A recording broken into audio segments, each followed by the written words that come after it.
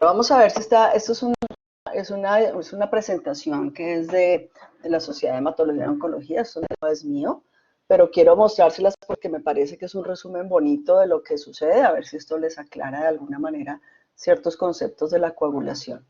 Básicamente las funciones del sistema de coagulación son tener unas acciones que buscan un resultado, ¿sí?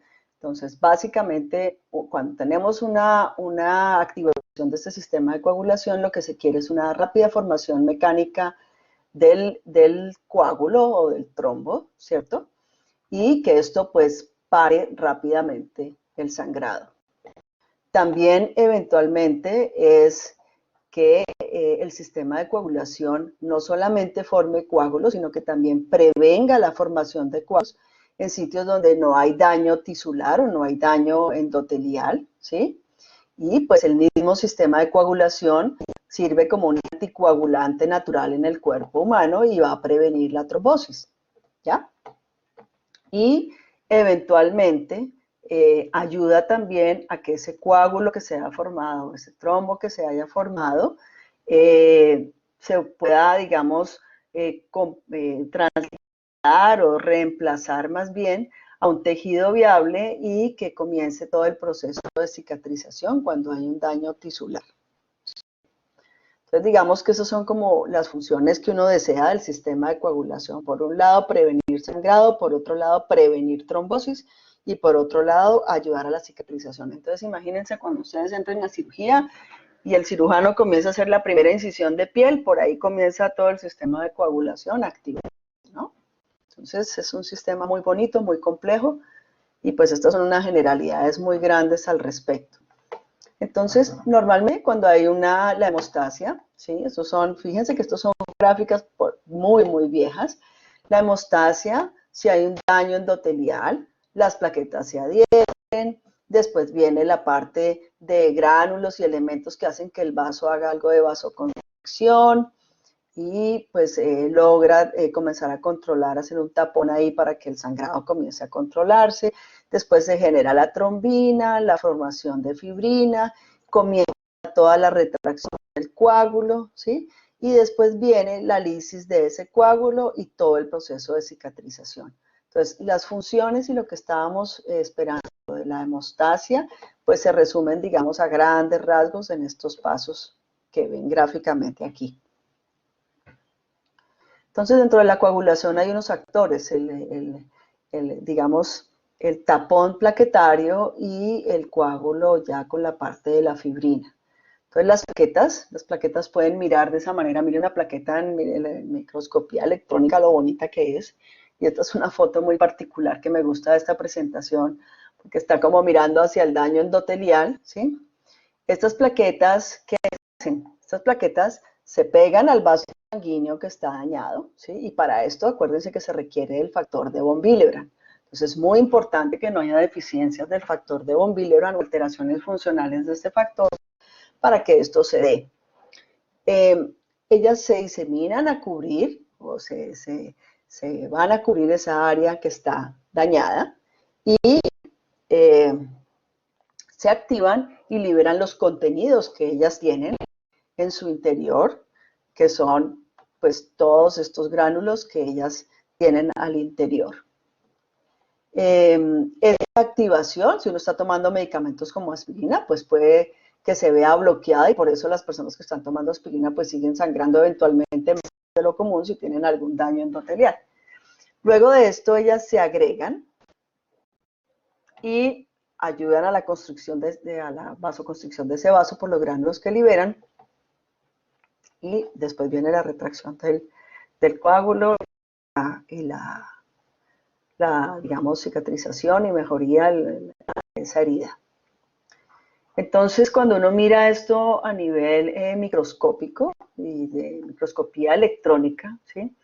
Se ven moléculas de factor de von Willebrand que eventualmente, por ejemplo, es una proteína que es muy larga, ¿sí? Muy larga, es una cadena larga. Puede estar dispuesta de varias maneras, puede estar de una manera globular y después al activarse, digamos, elongarse. Y si hay un daño o una exposición de esta proteína, pues esto hace parte de todo ese proceso de el anclamiento, o el lograr el anclaje, más bien es la palabra correcta, para estas proteínas, de estas plaquetas, y lograr esa primera fase de la hemostasia. Entonces, fíjense que esto no está de una manera única, esto puede estar de una manera globular, esto puede estar, digamos, extendido de manera corta, o tener ya, digamos, toda la cadena del factor de von Willebrand activada y expuesta, digamos, sobre todo cuando, digamos, tisular. A medida que el flujo sanguíneo va muy rápido y se está desangrando una persona por un daño tisular, el factor de von Willebrand se vuelve así más pegajoso y trata de capturar mejor las plaquetas para poder hacer ese punto, la adhesión plaquetaria que está mediado por él, ¿sí? Permitir las plaquetas dentro de su función, toda la liberación de estos gránulos alfa y todos estos gránulos densos, ¿sí? Permitir la agregación plaquetaria mediada por estos sistemas de agregación que ustedes vieron seguramente en la fisiopatología de la parte de coagulación. Y obviamente, ¿qué es lo que hace que se active la plaqueta circulante? Pues la liberación acá a nivel del daño endotelial, la exposición del endotelio, que hace que todo esto se active mediante estas, digamos, características que tiene la plaqueta, ¿sí? Entonces, pues, esto es una manera muy gráfica, seguramente, de ese primer paso de la hemostasia primaria, que es cuando se sucede el daño endotelial y las plaquetas, pues, van a hacer esto. Entonces, fíjense que aquí estaba el daño endotelial, se comienza a hacer ese tapón plaquetario, en microscopía electrónica, y comienza a ver el cierre de ese sitio que se dañó. Igualmente, las plaquetas comienzan a difundirse y comienzan a pegarse entre ellas para lograr hacer ese tapón plaquetario. Comienzan a agregarse, ¿sí? Este es el sitio del daño, y ellas comienzan a agregarse con sus gránulos interiores para poder hacer la formación de este fenómeno, para evitar la parte de sangrado. Una vez se expone el tejido, el factor tisular, se tiene que formar, digamos, el coágulo de fibrina. Y ustedes que ya han visto la parte de la cascada de la coagulación, o el proceso de coagulación, como me gusta llamarlo a mí mejor, que saben que es una serie de reacciones enzimáticas que llevan a la formación de trombina, ¿sí? Digamos que esto principalmente se sucede a nivel de la membrana, de la superficie de la membrana, por ejemplo, ¿sí? De la membrana plaquetaria. Entonces, al formarse la trombina, ustedes ya saben que esto se convierte, digamos, convierte fibrinógeno, lo convierte a fibrina, este proceso enzimático convierte el fibrinógeno a fibrina, y la fibrina se polimeriza y hace esa malla que es importante para la estabilización del tema del coágulo. Entonces, fíjense que cuando se hace la fibrina, la malla de fibrina, ¿sí? Está mediado por ese paso de fibrinógeno a fibrina, esto se hace una malla que contiene aún mejor ese proceso y estabiliza ese coágulo ahí a nivel del sitio de daño. El factor tisular es el que, digamos, inicia esa formación del coágulo de fibrina. Es una lipoproteína que es ubicua, ¿sí? No sé si tienen ese término claro.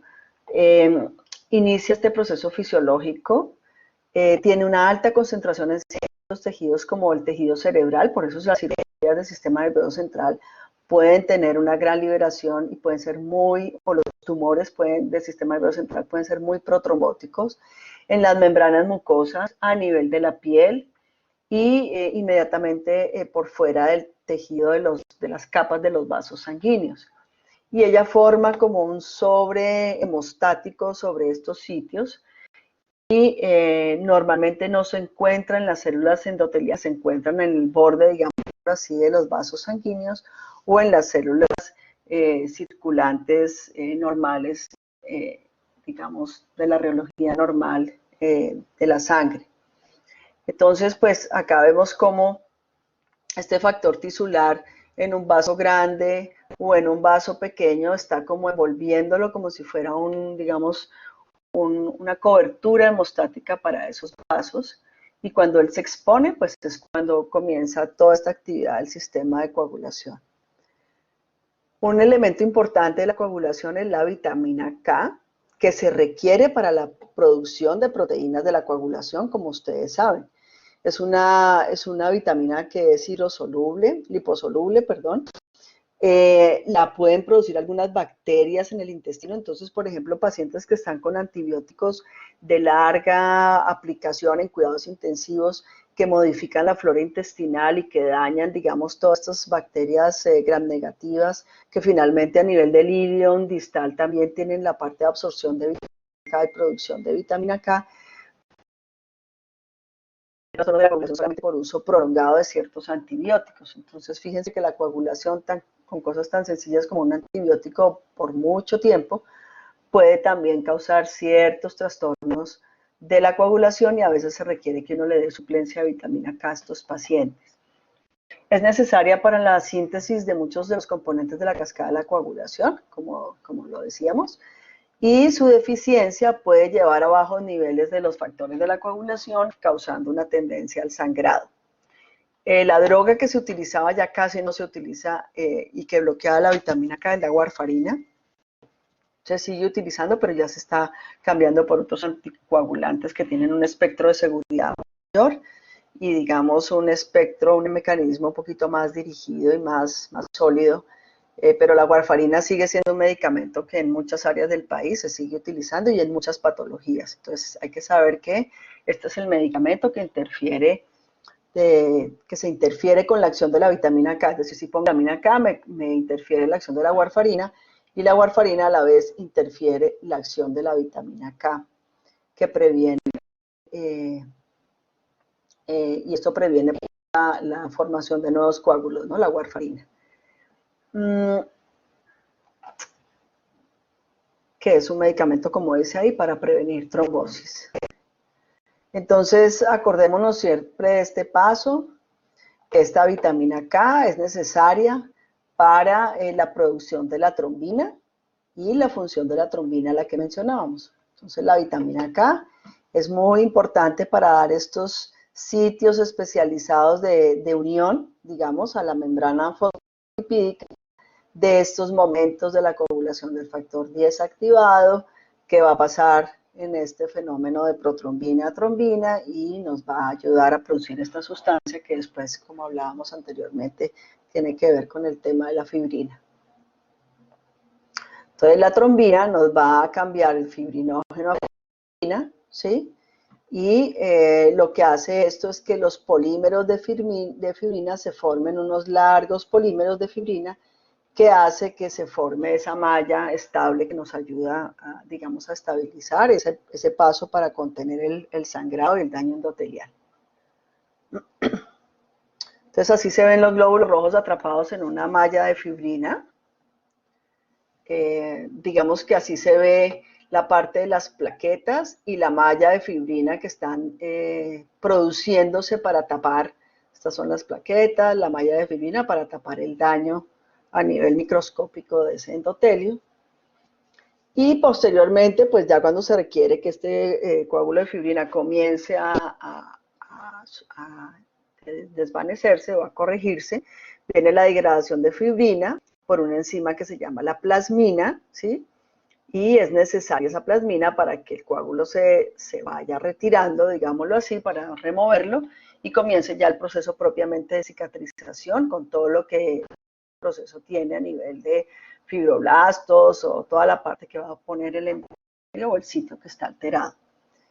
Los activadores del plasminógeno son pues de los vasos sanguíneos y de otras células.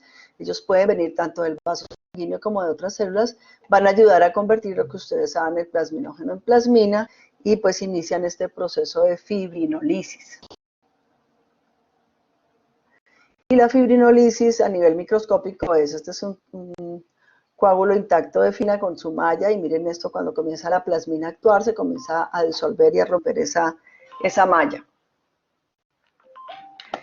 Entonces, básicamente, ay, qué pena, bueno, entonces siguiendo con la coagulación, la regulación de la coagulación está, digamos, como confinada al manejo de ese coágulo que se hace en el área, digamos, que está alterada, ¿sí? Y a la vez que se forma ese coágulo, también hay que prevenir que esa respuesta no sea tan exagerada que nos lleve a un evento trombótico. A veces ese balance entre prevención de sangrado y trombosis es lo que en ciertas circunstancias se desbalancea, y podemos tener pacientes que están haciendo incluso eventos de sangrado y eventos trombóticos a la vez, según sea la condición basal que tenga el paciente. Por ejemplo, en una coagulación intravascular diseminada, uno puede ver efectos de sangrado y efectos de trombosis, porque no necesariamente el daño es una herida en una exposición de un vaso o alguna cosa de esta, sino, por ejemplo, un proceso infeccioso o una agregación de citoquinas, como sucede en el COVID, que hay una tormenta de citoquinas, hay un daño endotelial y hay una gran formación por ese proceso inflamatorio de microtrombos, y predomina el evento trombótico sobre el sangrado, aunque algunos de estos pacientes también han tenido algunos episodios de sangrado y se han anticoagulado a pesar del sangrado porque predomina el efecto trombótico. Entonces esto es bien complejo y no es, coagulación parece 1 más 1, 2, pero realmente cuando uno entra en detalle, coagulación es todo un libro de mínimo 600 páginas y es un libro igual de grande de laboratorios, que es bien complejo. Pero a grandes rasgos la antitrombina inhibe la trombina y otras enzimas, o sea, yo no tengo trombina, esa formación de ese coágulo no se va a dar, ¿cierto? Por lo que mostrábamos anteriormente. Entonces, la antitrombina es un anticoagulante natural que tenemos nosotros. Y los niveles bajos de antitrombina puede ser una condición hereditaria, donde nosotros podemos tener pacientes que hacen eventos trombóticos espontáneos o predispuestos por alguna situación médica, una cirugía que el paciente estuvo acostado, un embarazo, por ejemplo, tuvo el embarazo, que es muy procoagulante, muy protrombótico el estado del embarazo por parte hormonal, y la paciente hace una trombosis venosa a los 15 días de tener un bebé. Puede que sea por el embarazo, pero hay que estudiar todo el perfil de los anticoagulantes naturales para ver si hay algún déficit. Y el embarazo ser un desencadenante de mostrar ese déficit. Entonces, la antitrombina 3 se mide. Hay antitrombina 3 cuantitativa y hay antitrombina 3, digamos, es la manera de medirla, ¿sí? Cuantitativamente. La proteína C es una proteína que degrada los receptores activados 5 y octavo, y si ustedes recuerdan su cascada de coagulación, pues es muy importante también la deficiencia de proteína C, no el exceso, sino la deficiencia de proteína C nos lleva a eventos trombóticos, y la deficiencia de proteína S, que es un factor de la proteína C, puede ser también una causal desde el punto de vista de trombosis importante, y aquí la podemos medir cuantitativamente y cualitativamente. Hay una medición cuantitativa y una medición funcional. No necesariamente la disminución cuantitativa, si es leve, nos da un efecto protrombótico, pero si cualitativamente está alterada, puede ser un factor importante y puede indicar que un paciente, si no tiene ninguno de estos anticoagulantes naturales, requiere una anticoagulación formal de por vida, porque uno no puede prever su siguiente evento trombótico dónde va a ser, y se puede pues comprometer su vida por un evento trombótico mayor. Y la deficiencia de cualquiera de estos tres pues puede ser una causal de trombosis. Otras cosas que nos pueden causar eventos trombóticos es el aumento de plaquetas, obviamente, como la trombocitosis, pero usualmente porque hay un proceso inflamatorio de base, o porque hay un evento agudo de base, o simplemente porque el recuento plaquetario, si es mayor de 1 millón, acuérdense que es hasta 450.000 o 400.000 según los libros, si esto se sube del millón, la posibilidad por efecto de aumento de vascularidad, de hiperviscosidad, es muy alta, que pueda dar un evento trombótico y hacer un daño endotelial por la misma velocidad de la sangre y la misma hiperviscosidad. Entonces, pues la trombocitosis es uno de los mecanismos, y la diseminación, la coagulación intravascular diseminada es otro mecanismo donde las plaquetas pueden no estar elevadas, puede haber trombocitopenia, pero por el daño a nivel endotelial o el cuadro de base, que puede ser una sepsis, un cáncer, una enfermedad autoinmune, una microangiopatía por un problema renal, un síndrome hemolítico urémico, hay un gran consumo plaquetario porque se activa esto como si hubiera un daño endotelial extenso y comienza a haber eventos microtrombóticos en varios sitios o eventos de sangrado porque esas plaquetas se disminuyen en cantidad y obviamente no hay quien forme ese tampón plaquetario. Entonces siempre recuerden, ayer le pregunté yo a mi médico asistencial, tengo un plaquetas de un paciente con 18.000 plaquetas, lo normal es de 150.000 a 400.000, tiene una quimioterapia y entonces me dijo, pues doctora, mañana si tiene 20.000 plaquetas, yo creo que le podemos dar manejo ambulatorio. ¿Qué le vas a dar manejo ambulatorio con 20.000 plaquetas? Si lo normal son 150.000. O digamos que una trombocitopenia leve, que uno esté tranquilo, mínimo debe tener 50.000 plaquetas. Entonces me dice, no sé, porque yo he visto que ustedes le dan salida con 25.000 plaquetas. Lo que les quiero decir es que nunca pueden dar conceptos médicos sin tener un soporte técnico, científico, que hayan leído en algún lado. Es cierto, yo como hematólogo sé que si le pongo una quimioterapia X a un paciente, sé que las plaquetas van a bajar y sé que en 2-3 días de 25.000 suben a 50.000 y de a 70.000. Eso me lo da la práctica médica, pero ustedes están en un momento y cuando sean internos y roten, ustedes no pueden aprender, y lo digo con el mayor respeto a mis colegas, las mañas que tiene cada uno por la experiencia. Acuérdense que la medicina es una ciencia, pero es un arte, y tiene mucho de arte. Por eso sus ojos, sus oídos es lo más importante para ser buenos médicos. Y por supuesto hay gente con memorias prodigiosas, pero que no saben escuchar un paciente, que no saben entender la dinámica de la historia clínica, que se enredan examinando un paciente. Y hay personas que puede que no tengamos la memoria prodigiosa, pero tenemos la capacidad de escuchar, la capacidad de hablar con los pacientes, la capacidad de montar un cuadro clínico. Entonces, es muy valioso que entre ustedes se apoyen las fortalezas de cada uno cuando sean colegas de rotación, incluso desde ahora, y tengan claro que si hay soporte, por ejemplo, este doctor, yo le podía decir, si usted tiene las plaquetas, ¿sí? Por ejemplo, en 100.000, su tiempo de sangría, si le hacemos este examen, pues digamos que no va a estar tan mal, pero si usted tiene el recuento de plaquetas por debajo de 50.000, mire que usted puede tener un tiempo de sangría hasta 20 minutos, 30 minutos, el paciente continúa sangrando. Entonces, si yo tengo 18.000 plaquetas o 20.000 plaquetas, tengo que saber exactamente qué recomendación, si pienso darle salida al paciente, qué recomendación le voy a dar. Y si ese paciente sale y al otro día me hace un sangrado espontáneo en el sistema nervioso central, seguro que voy a tener un problema médico legal porque que le di salida con, digamos, 20.000 plaquetas aquí, cuando hay una gráfica como esta que es de hace más de 20 años, que el tiempo de sangría dice que puede ser hasta de 30 minutos y lo normal es que esto no pase de 2 o 3 minutos, o sea, ese paciente tenía un riesgo de sangre espontáneamente muy alto. Entonces tengan mucho cuidado con lo que leen, la interpretación de los tiempos de coagulación y todo esto, porque eso les acarrea también temas pues de seguridad a su paciente, calidad en su atención y también problemas médico-legales. Bueno, esto de la púrpura trombocitopénica no se los quiero, digamos, como entrar en detalle, solamente que hay unos mecanismos por los cuales las plaquetas se disminuyen o su actividad, o sea, no actúan de manera normal o se disminuye su recuento porque hay una activación, digamos, por algo viral o por algo, una bacteria, por ejemplo, el Helicobacter pylori también puede predisponer a una trombocitopenia idiopática.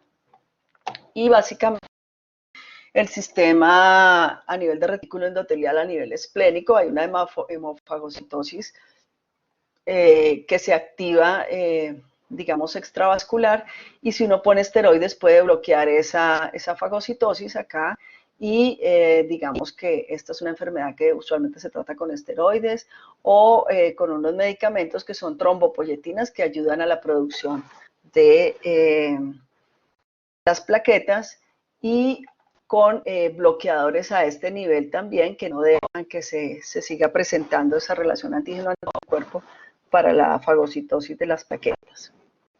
Entonces, digamos que la púrpura autoinmune, que es una disminución de las plaquetas que puede causar un sangrado también o eventos trombóticos, usualmente requiere una terapia inmunosupresora como esteroides, quimioterapia y otras moléculas que son nuevas e incluso sacar el vaso que se llama esplenectomía. Esta puede ser la manifestación de una púrpura no es otra cosa que sangrado en piel, que puede ir con una equimosis, como este morado gigante, una equimosis, que si es indurado y muy grande sería un hematoma, y estas son las petequias, estos puntos pequeños, ¿sí? Estos ya son equimosis, esto puede ser pues un hematoma, esto es una equimosis y estas son petequias que confluyen. Miren, estas son las petequias, ¿ya? Que puede verse, estos ya son equimosis, no son realmente confluencias un poco más grandes, no tan milimétricas. Y pues tenemos que saber la semiología de eso también. Los desórdenes hereditarios, ustedes lo saben, las hemofilias A, que es la deficiencia de factor octavo, y la hemofilia B, deficiencia de factor noveno, está ligado al sexo, es su tipo de herencia, 99.99% de los casos, pero también hoy hay unas hemofilias adquiridas. Uno puede tener hemofilia por enfermedades autoinmunes con anticuerpos IgG que atacan al factor octavo y al factor noveno. Eso es rarísimo, pero yo sí he visto casi 3 casos he visto de esto y es muy interesante. Entonces, y en mujeres, entonces, que una mujer tiene hemofilia, sí, claro, puede tenerla porque puede ser una hemofilia adquirida, ¿ya? Pueden ser portadoras no, acuérdense que esto es más representado en hombres, ¿no? Pero hay un porcentaje pequeño que puede verse en mujeres. Entonces, eso hay que tenerlo claro. Y la deficiencia de von Willebrand, que puede ser heredada o puede ser también, digamos, leve o moderada, y la herencia es dominante, y hay 3 tipos de enfermedad de von Willebrand, tipo 1, tipo 2, tipo 3, que se caracteriza de acuerdo a las mediciones que tengamos. La hemofilia puede dar esto que es sangrado en la articulación que se llama hemartrosis, puede ser espontánea según la severidad de la hemofilia, hay hemofilias leves, moderadas y severas, y estos son pues hematomas espontáneos que se pueden ver también en los pacientes hemofílicos. Y esos sangrados persistentes en las articulaciones puede llevar a estas deformidades de las articulaciones, se llaman artropatías hemofílicas y daños por compartimentos comprimidos por hematomas que no se liberan. Si ustedes comprimen el nervio, el vaso, todo, pues puede traer retracciones de la mano, eso casi no se ve ya, y es lo que hace que los pacientes con hemofilia requieran de recibir factores, suplemento de factores para poder llevar una vida normal. Básicamente puede haber desórdenes adquiridos como las cirrosis hepáticas, la deficiencia de vitamina K por las causas que les decía, la C y D por las causas que les mencionaba, pacientes infectados, pacientes sépticos, pacientes con patología oncológica que están haciendo una C y D por una neoplasia mal controlada, por anticoagulantes, por drogas trombolíticas. Hay activadores del plasminógeno que hace que se active esta parte de trombolisis y que necesitamos hacer a veces, por ejemplo, cuando hay infartos agudos del miocardio o eventos trombóticos cerebrales que uno quiere disolver ese coágulo de manera aguda. La deficiencia de vitamina K puede ser desde el nacimiento, por eso a los bebés se les pone vitamina K, a los prematuros casi de todos se les pone esa, si tienen bajo peso se les pone su vitamina K, y pues la parte de absorción y la fisiopatología que ustedes seguramente ven en nutrición de estos elementos. Lo que les decía de la CID, que se puede ver asociada a muchas otras circunstancias, ya les he mencionado. Entonces aquí básicamente es que hay una exposición del factor tisular excesiva o de otro efecto procoagulante, que se rompe ese proceso regulatorio normal, que puede haber una formación de fibrina soluble muy, muy grande, que puede haber un consumo de proteínas de la coagulación y de plaquetas muy grande, que se puede acelerar también el proceso de fibrinolisis y los coágulos se rompen muy rápido, y puede haber un evento de sangrado o de trombosis también dentro de esta misma patología por la disregulación que hay del sistema de la coagulación. Hay leucemias, estos son una cosa que se llaman los bastones de Auer, las leucemias mieloides. Pueden ocasionar trastornos de coagulación intravascular, específicamente una leucemia que es la M3, son 7 tipos, M0, M1, M2, M3, M4, M5, M6, M7, y la M3 y la M5, M de mamá, tienen coagulación intravascular asociada. Estos cuadros clínicos son los que ven los médicos en la unidad de cuidado intensivo. En el COVID se han visto estas acrocompromiso de la parte de eventos trombóticos en personas jóvenes asociados al COVID. Y pues las trombosis, acuérdense siempre que pueden ser venosas y arteriales, y el mecanismo es diferente y el manejo es diferente. Entonces, si tengo una trombosis venosa por el sistema venoso, me puede hacer una embolia pulmonar, el paciente se me puede morir de un embolismo pulmonar, me puede hacer una embolia venosa del sistema porta y causarme un problema a nivel abdominal con edema de miembros inferiores, porque ese es el sistema de drenaje venoso inferior del cuerpo. Pero si tengo un evento de trombosis arterial, acuérdense que va a producir isquemia, hipoxia tisular, infarto, como son los infartos de miocardio y los eventos cerebrovasculares a nivel cerebral. Una trombosis venosa, por ejemplo, se puede caracterizar clínicamente por una mayor perímetro de la pierna comparada con la otra, hay eritema, y esto puede ser pues una tromboflebitis superficial o una trombosis venosa profunda. Se hace un Doppler y se miran los flujos de las venas, y si es del sistema venoso profundo, pues es una trombosis profunda, y si es del sistema superficial, una trombosis superficial, que puede viajar. Y miren, la arteria pulmonar se ve normalmente en el TAC, ¿así? Está en la aorta, la arteria pulmonar, esta es la izquierda, este es el lado derecho, esta es la izquierda, esta es la aorta, aquí sería el callado, estaría dando la vuelta, es un corte transversal. Si ustedes lo están viendo, donde ustedes están sentados está la cabeza del paciente y hacia allá están los pies. Y esta es la ventana aortopulmonar, este pedazo de acá. Aquí tenemos la tráquea dividiéndose en la carina. Y si ustedes ven esta imagen acá, esto no fluye blanco en medio de contraste, sino que está aquí un trombo en la arteria pulmonar, causando, obviamente, imagínense el retorno de la parte venosa y causando un colapso cardiovascular, porque acuérdense que esto es lo que va a dar también la parte de oxigenación y precarga para el ventrículo izquierdo. Después de que se pone una droga fibrinolítica, mire cómo queda el flujo. Entonces, pues es un tromboembolismo pulmonar. Y recuerden que pues, las causas de trombosis, de lo que hemos revisado, daño a nivel endotelial, también en las venosas que no haya un flujo adecuado, las varices, el reposo prolongado, los yesos, las cosas que estén predisponiendo al retorno venoso anormal, que tenga una estasis venosa, pues predispone a esto. Los trastornos hereditarios de no tener una de estas proteínas anticoagulantes, como la antitrombina, la proteína C y la proteína S. Y hay otros factores de la coagulación, como el factor 5 de Leiden, que puede tener unas mutaciones que tiene que ver, acuérdense, en la cascada de coagulación con una acción regulatoria.